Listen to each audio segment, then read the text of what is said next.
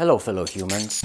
I will talk about incentives, wealth as symbol for social status, the threshold hypothesis, consequences of too much accumulation, living with simplicity, life in a degrowth society, how do we know when we have enough, and how do we change the world? The consumer society has burned into our brains that we need wealth to have status, and that we need to buy a lot of stuff to signal our status.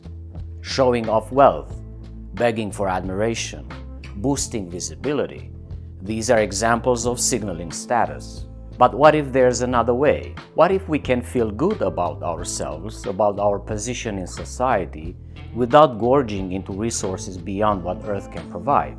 Even if we remove the profit motive from doing business, if we remove the accumulation of wealth as the only way to signal status, what other incentives we can deploy to stimulate us to keep going in life?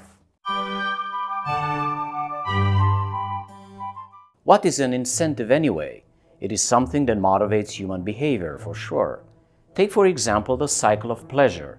The instinct for survival initiates the desire to forage food. When humans become aware of this incentive, they will start wanting. They will like the foraging and the eating, then pleasure will drop when they enter a learning phase. Incentives are the entire mechanism that drives humans to satisfy their needs. There are many ways to talk about human needs, to classify them, to define them, to put them into context. For this video, I picked a classification from the early 1990s because it serves well the point I'm making here.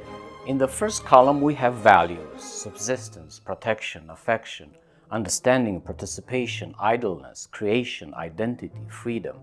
In the first row, we have existential needs, being, having, doing, interacting. When we zoom into the matrix of needs, we find that the satisfier for affection is to be in a situation of self-esteem, solidarity, respect, tolerance, by having friendships, family, relationships with nature, by making love, expressing emotions, sharing, caring, interacting in an environment of privacy where affection can unfold. Now let's come back to status. Status symbols are in a different table. Allegedly, they are supposed to satisfy the need of identity, but they actually eliminate the possibility of satisfying the need. Wealth is such a symbol for status. Why does wealth not satisfy the need of identity? Because wealth is material and identity spans over 4 existential categories: being, having, doing, interacting. Wealth has always signaled social status. When do you think these words were written? The motive that lies at the root of ownership is emulation. The possession of wealth confers honor.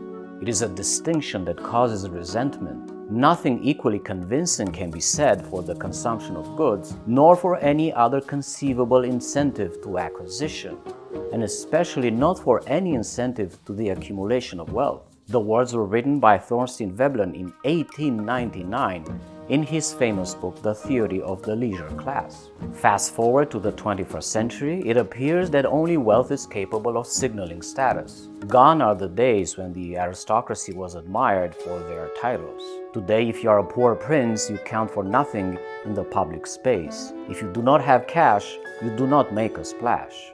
And why has it become like this? Governments have allowed the rich to become even richer to levels that remind us of the necessity of pitchforks and torches. This report from Oxfam that came out just last week shows that since 2020, almost 2/3 of all new wealth went to the top 1%. The super rich are taxed at a dangerously low rate. Billionaires are contributing 1 million times more carbon to the atmosphere than the average person. But we cannot argue that wealth of billionaires comes from their struggle to cover their needs. Extreme wealth is beyond signaling status, and is just a consequence of how the economic system works. Again, the profit motive pushes the growth of businesses to ever expand. Ownership of capital buys power that controls even more capital, while the whole bubble keeps growing. Then we have the threshold hypothesis from this 1995 paper by Manfred Max Neef, which states that for every society there seems to be a period in which economic growth, as conventionally measured, brings about an improvement in the quality of life, but only up to a point, the threshold point, beyond which, if there's more economic growth, quality of life may begin to deteriorate. This is data from 1995. The line that goes up is the gross national product per capita, and the line that starts going down is the index of sustainable economic welfare, which includes a wider range of harmful effects of economic growth. We have known for decades that too much growth becomes harmful and destructive after a certain point. Here are more wise words from 125 years ago. When the community passes from peaceable savagery to a predatory phase of life, the conditions of emulation change. This refers to humans who want to emulate the wealthy elite class. The opportunity and the incentive to emulation increase greatly in scope and urgency. The activity of the man more and more takes on the character of exploit, and an invidious comparison of one hunter or warrior with another grows continually easier and more habitual. The consequences? These are the consequences. A planet without a vision for deep future. A planet inhabited by a species that forgot its origins and forgot how to dream beautiful dreams. A society draped in silly, stupid meaning. Back to the original question. If we get rid of the profit motive, what other incentives can we deploy to stimulate us to keep going in life?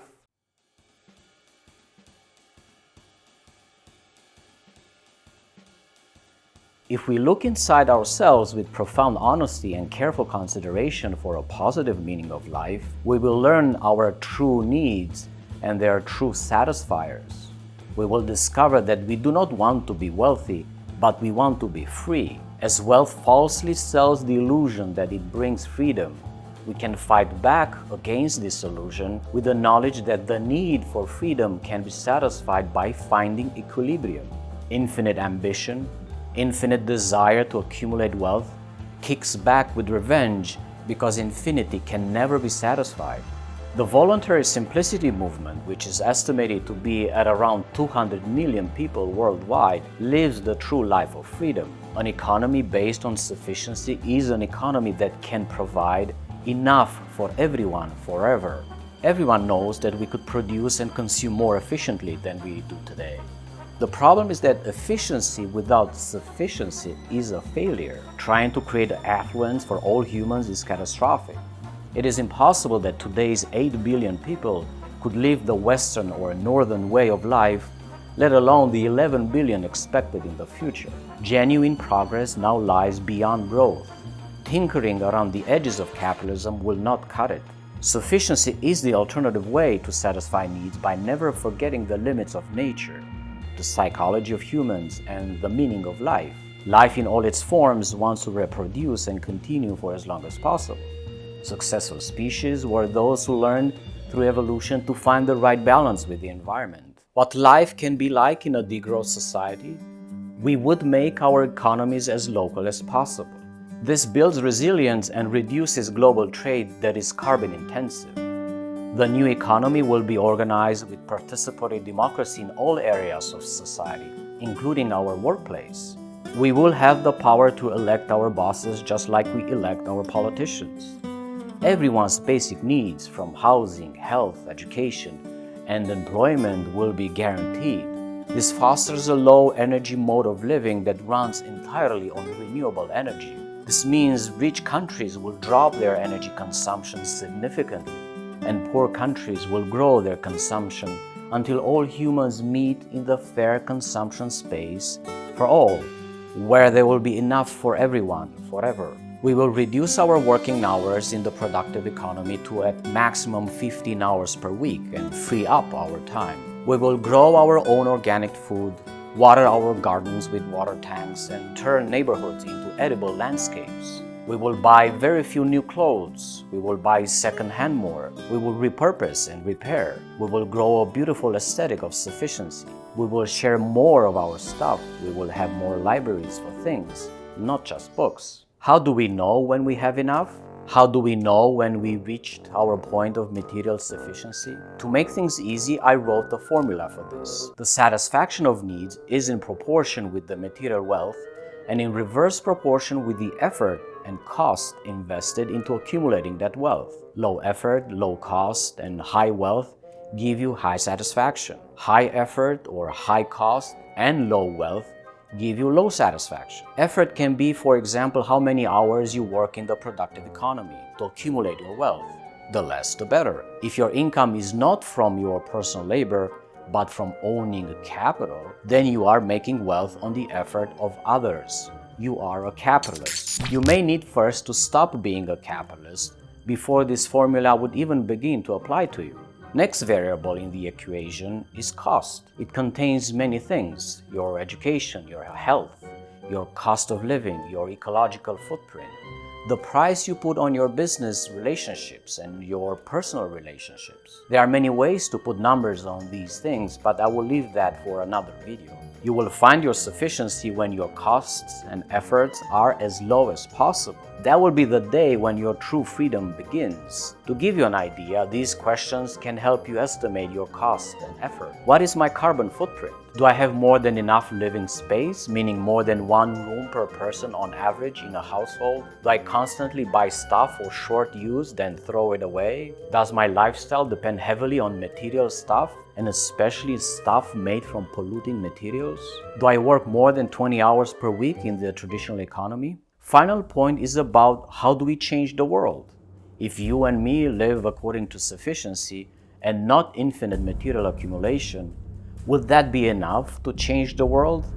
I'm afraid not. While each of us work towards our individual point of sufficiency, and the culture around the idea of sufficiency expands in rich countries, it will have to translate into political action. Our governments, our laws, will adapt to reflect the culture of sufficiency. If you are already living a life of sufficiency, perhaps the next step would be to engage in activism, education, and political action to teach your elected representatives about sufficiency.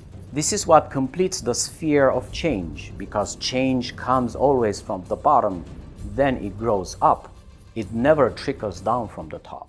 Check out my other videos to learn more about the degrowth movement and how we can replace capitalism with the well-being economy, where prosperity is shared, where we all live in harmony with the natural world. Join us on our Discord server, links below. I would like to thank my supporters for saving me from capitalist advertising. They have my eternal gratitude.